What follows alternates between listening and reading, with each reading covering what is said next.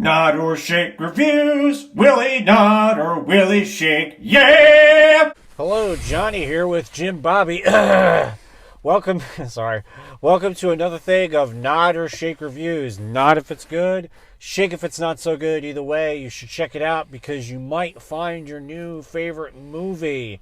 Don't forget to like, comment, and especially subscribe. We are almost at our 200th thing of Nod or Shake reviews. What a milestone. Alrighty, on to the review. John Wick, Chapter 4. Yeah, man, I liked it. I'm nodding. I'm gonna say this, and there's no excuses anymore. Academy Awards, Stunt Coordinator Award. What are we doing? Is that an actual award? I don't. I feel I honestly don't give a crap. I mean, that's one of the reasons why I kind of have no love for the Oscars is these people are throwing themselves down the stairs and more than likely going like, let's do it again. And they get nothing. They get a lot of money probably, but they get not only that, no recognition. Yeah. I bet if you ask the everyday person if they can name like 5 stunt coordinators, they probably can't. And I think that is a shame. Yeah, shame on the Academy Awards. I mean, just best stunts in a movie.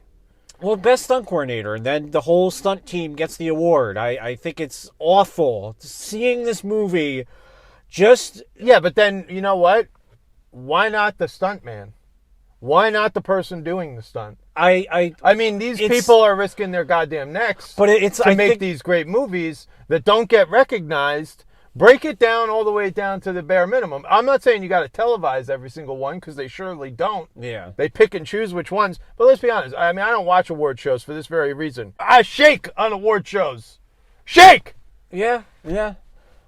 So that's my biggest thing watching this movie. The action scenes were phenomenal. Next level. Top notch.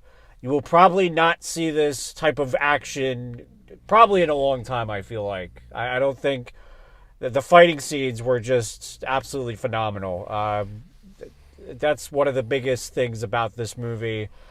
One of the things, I've said this ever since we talked about John Wick, it's 2 hours and 40 minutes, I believe.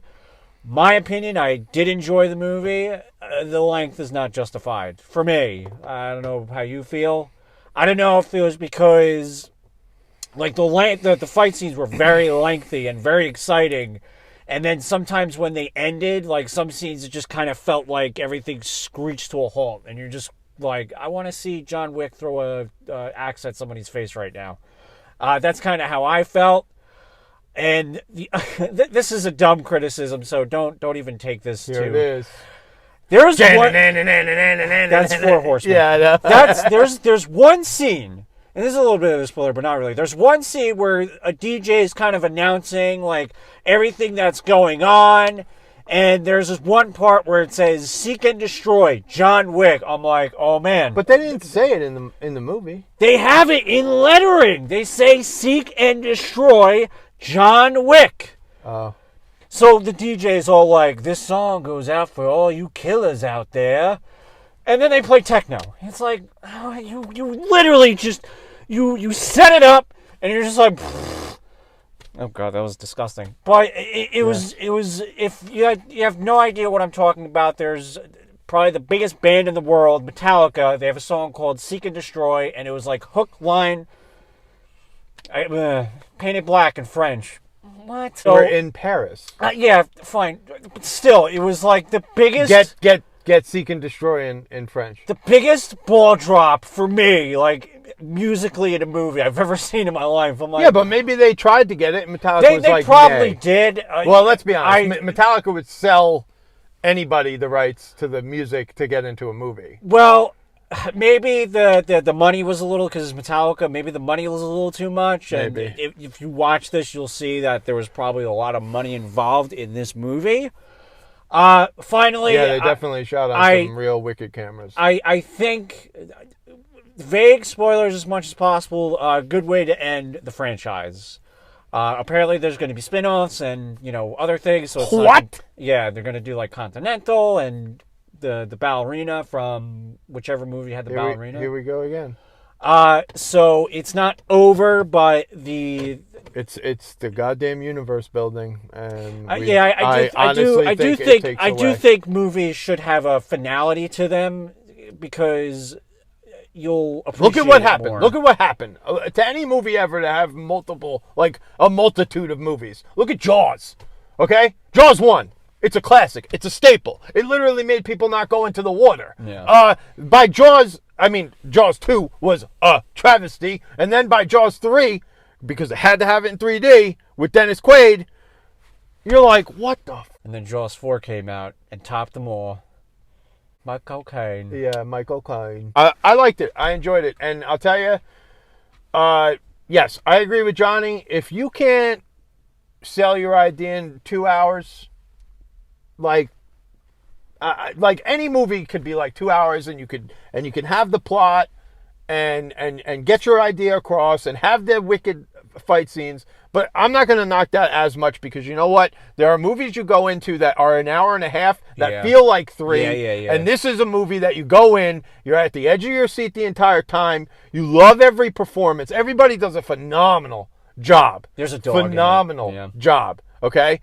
And not only that, but like this one does the best with bringing you back to the first one.